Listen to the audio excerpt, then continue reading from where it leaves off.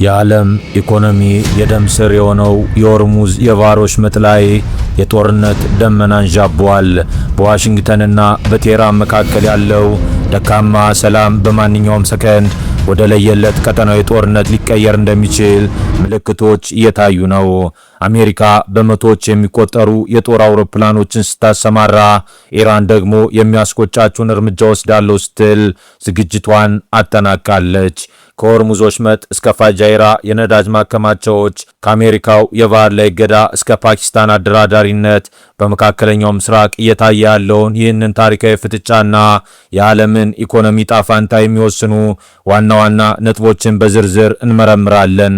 የዛሬው ዘገባችንን እስከ መጨረሻው በመከታተል የነገውን የዓለም መልክ ምን ይመስላል የሚለውን አብረን እንቃኛለን። እስከ ፍጻሜው ድረስ ላይክ፣ ሼር፣ ሰብስክራይብ ያደረጋችሁ አብራችሁን ቆዩ። በመካከለኛው ምስራቅ ለሳምንታት የዘለቀው ስጋት አሁን ወደ አደገኛ ምዕራፍ ተሸጋግሯል። የፔንታጎኑ መሪ ፔት ሄግሴት በሰጡት መግለጫ በዩናይትድ ስቴትስና በኢራን መካከል ያለው የተኩስ አቁም ስምምነት አሁንም እንደ ጸና ቢገልጹም በሆርሙዝ የባህር ወሽመጥ አካባቢ እየታየ ያለው ወታደራዊ ፍጥጫ ግን ከስምምነቱ ጀርባ ያለውን ደካማ ሰላም እያጋለጠ ይገኛል። ዋሽንግተን ፕሮጀክት ፍሪደም በሚል ስያሜ የዓለምን የኢኮኖሚ ደም ስር የሆነውን የሆርሙዝ ሰርጥ ለመክፈት የምታደርገው ጥረት የቴህራንን ከፍተኛ ተቃውሞ እያስነሳ ይገኛል። ኢራን ቀጠናውን መቆጣጠሯና አዲስ የጂኦፖለቲካ ቀመር መፈጠሩን በይፋ እየተናገረች ባለችበት በዚህ ወቅት አሜሪካ በመቶዎች የሚቆጠሩ የጦር አውሮፕላኖችና አውዳሚ መርከቦችን በማሰማራት የነጻነት ፕሮጀክት በሚል ማወጇ ግጭቱን ይበልጥ ወደ ለየለት ጦርነት ሊቀይረው እንደሚችል የጦር ተንታኞች ስጋታቸውን እየገለጹ ይገኛሉ። ይህ ወታደራዊ ፍጥጫ በጦር ግንባር ብቻ የተወሰነ አይደለም፣ የዓለምን ምጣኔ ሀብት ክፉኛ እያናወጠው ይገኛል። በሆርሙዝ ወሽመጥ ላይ ከ1500 በላይ የንግድ መርከቦች መንቀሳቀስ አቅቷቸው መቆማቸው በዓለም አቀፍ ደረጃ የነዳጅ ዋጋን እንዲንር አድርጎታል። በአሜሪካ የአንድ ጋሎን ነዳጅ ዋጋ ወደ $4.48 ማሻቀቡ በፕሬዝዳንት ዶናልድ ትራምፕ አስተዳደር ላይ የፖለቲካ ጫና እየፈጠረ ቢሆንም ዋይት ሃውስ ግን ይህንን ሁኔታ ኢራን የኒውክሌር ባለቤት እንዳትሆን ለመከላከል የሚከፈል አነስተኛ መስዋዕት ሲሉ እየተናገሩ ይገኛሉ። የዓለሙ ማህበረሰብና የአሜሪካ የቅርብ አጋሮች ወታደራዊ ዘመቻውን ለመቀላቀል እያመነቱ ባለበት በዚህ ወቅት የሆርሙዝ ወሽመጥ ቀጣይ ዕጣ ፈንታና የተኩስ አቁም መጽናት በዋሽንግተንና በቴህራን በሚወሰዱ ቀጣይ እርምጃዎች ላይ የተመሰረተ ሆኗል።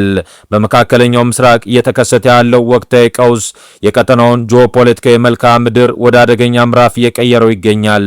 በኢራንና በተባበሩት አረብ ኤሚሬትስ መካከል የተፈጠረው የቃላት ጦርነትና ተያያዥ ወታደራዊ እንቅስቃሴዎች ቀጠናው በማንኛውም ሰዓት ወደ ከፍተኛ ጦርነት ሊገባ እንደሚችል ትልቅ ማሳያ ሆኗል። ኢራን በይፋ በተባበሩት አረብ ኤሚሬትስ ላይ የተፈጸሙትን የሚሳኤልና የድሮን ጥቃቶች ብታስተባብልም ጥቃቶቹ ከኤሚሬትስ ምድር ለሚነሱ ማናቸውም የጠላት እንቅስቃሴዎች የሚሰጡ የቅድመ ማስጠንቀቂያ እርምጃዎች ሊሆኑ እንደሚችሉ ተንታኞች ይስማማሉ። ቴህራን ጥቃት ብትሰነዝር በይፋ አሳውቃለሁ ማለቷ ዲፕሎማሲያዊ ቋንቋው ከእንግዲህ ለሚመጣው እርምጃ ተጠያቂው ራሳችሁ ናችሁ የሚል መልእክት ያዘለ ነው። ይህ ደግሞ በተለይ አቡዳቢ ለአሜሪካና ለእስራኤል ወታደራዊ ኃይሎች የሚሰጠው የአየርና የባህር ላይ ድጋፍ እንድታቆም የሚደረግ ከፍተኛ ግፊት ነው። ከየካቲት ወር ጀምሮ አሜሪካና እስራኤል በኢራን ላይ የሰነዘሩት ጥቃት የቀሰቀሰው ቁጣ አሁን ላይ የሆርሙዝ ወሽመጥን የዓለም የኃይል አቅርቦት ማነቆ ወደ መሆን ቀይሮታል። በፓኪስታን አደራዳሪነት የተጀመረው የተኩስ አቁም ጥረት ውጤት ሳያመጣ መቅረቱና ዋይት ሃውስ የኢራንን የባህር ላይ ንግድ ለማሽመድመድ የጣለው የባህር ላይ እገዳ ኢራንን የመኖር ወይም ያለመኖር ምርጫ ውስጥ ከቷታል። በዚህ ስልታዊ ጫና ምክንያት ኢራን የአጸፋ እርምጃዋን ቀጥተኛ ካልሆነ ውጊያ ወደ ቀጥተኛ ግጭት ያሳደገችው ትገኛለች። የፋይጃራ የነዳጅ ማከማቻ ዞን ላይ የደረሰው ጥቃትን በኢኮኖሚ ዘርፍ ላይ ያነጣጠረ ሲሆን ይህም የዓለም የነዳጅ ገበያን በማናጋት ምዕራባውያንን በቴህራን ላይ የጫኑትን እገዳ እንዲያላሉ ለማስገደድ የታለመ ስትራቴጂ ይመስላል።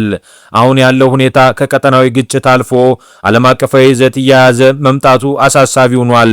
ፕሬዝዳንት ትራምፕ የተኩስ አቁሙን ያለ ቀጠሮ ማራዘማቸው ለጊዜያዊ ፋታ ቢረዳም በመሬት ላይ ያለው እውነታ ግን ከሰላም ይልቅ ለጦርነት የቀረበ ነው። የተባበሩት አረብ ኤምሬትስ የአየር መከላከያ ስርዓቷን ማጠናከሯና ኢራን ደግሞ የሚያስቆጫችውን እርምጃ ወስዳለሁ በማለት ዝግጅቷን ማጠናቀቋ በቀጣዮቹ ቀናት በአካባቢው የሚፈጠር ጥቂት ስህተት እንኳን መላው መካከለኛው ምስራቅን ወደማይወጣበት ትርምስ ሊከተው ይችላል። በመሆኑም ዓለም አቀፉ ማህበረሰብ ከንግግር ባለፈ ጠንካራ የሰላም ስምምነት ካላመጣ የሆርሙዝ ወሽመጥ የዓለም ኢኮኖሚ መቀበሪያ ሊሆን የሚችልበት እድል ሰፊ ነው። በሆርሙዝ ላይ የተደቀነው ወታደራዊና የዓለምን የጂኦፖለቲካዊ ሚዛን ወደ ከፋ ደረጃ እየገፋው ይገኛል። አሜሪካ ፕሮጀክት ፍሪደም በሚል ስያሜ የጀመረችው እንቅስቃሴ በኢራን ቁጥጥር ስር ያለውን የባህር መስመር በኃይል ለመክፈት መሞከሯ ቀውሱን ከቀጥታ ወታደራዊ ግጭት ባለፈ ዓለም አቀፍ የንግድ ስርዓቱን ስጋት ላይ የጣለ ክስተት አድርጎታል። ይህ ስትራቴጂካዊ የባህር በር በዓለም ላይ ካለው የነዳጅ ንግድ 20 በመቶ የሚያልፍበት በመሆኑ አሜሪካ የወሰደችው ወታደራዊ እርምጃ ለዓለም ኢኮኖሚ የመዳኛ ስጦታ ተብሎ በአስተዳደሩ ቢገለጽም ለኢራን ግን ይህ እርምጃ ሉዓላዊነት እንደመጋፋት ተቆጥሯል። የኢራን ፈጣን ጀልባዎች በንግድ መርከቦች ላይ የሚያደርሱት ተጽዕኖና የአሜሪካ ባህር ኃይል ለእነዚህ ጀልባዎች በወሰደው የማጥቃት እርምጃ የሰጠው ምላሽ የተኩስ አቁም ስምምነቱ በወረቀት ላይ እንጂ በተግባር እየፈረሰ መሆኑን ያሳያል።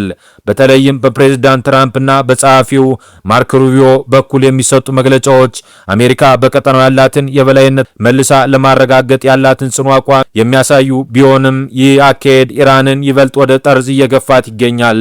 በአሁኑ ወቅት ዲፕሎማሲው በከፍተኛ ወታደራዊ ውጥረት የታጀበ በመሆኑ አንዲት የተሳሳተ ወታደራዊ ስሌት ቀጠናውን ወደማይመለስበት ቀውስ ውስጥ ሊከተው ይችላል።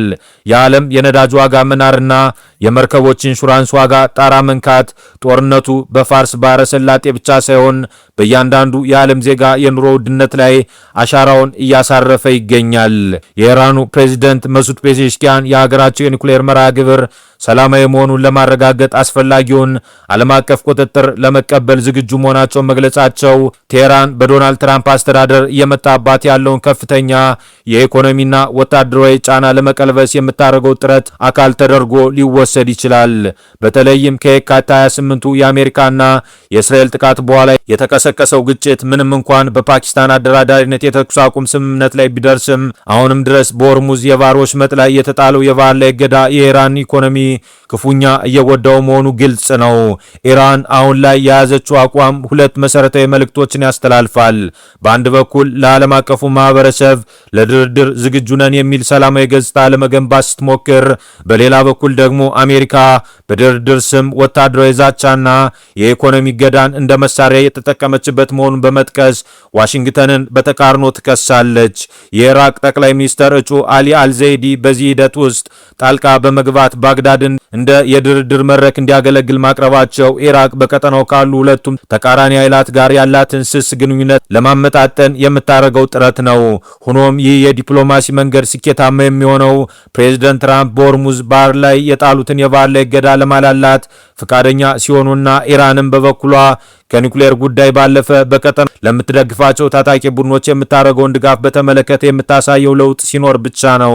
በአሁኑ ወቅት ያለው ሁኔታ ጦርነትም ሰላምም የሌለበት አስገዳጅ ሁኔታ ሲሆን በኤፕሪል 8 የተጀመረውና ያለ ገደብ የተራዘመው የተኩስ አቁም ለማንኛውም ቅጽበታዊ ግጭት የተጋለጠ ነው።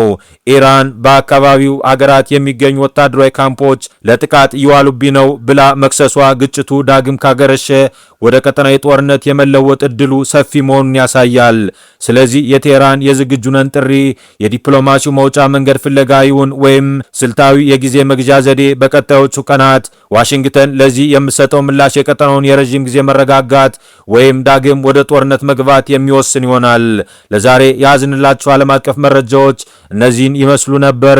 ቪዲዮውን ላይክ ማድረጋችሁና ለሌሎች እንዲደርስ ሼር ማድረጋችሁን አትርሱ። አዳዲስና ወቅታዊ መረጃዎች በፍጥነት እንዲደርሷችሁ ደግሞ ቻናላችንን ሰብስክራይብ በማድረግ የደወል ምልክቷን ይጫኑ። በቀጣይ መረጃ እስከምንገናኝ ድረስ ሰላም ቆዩ።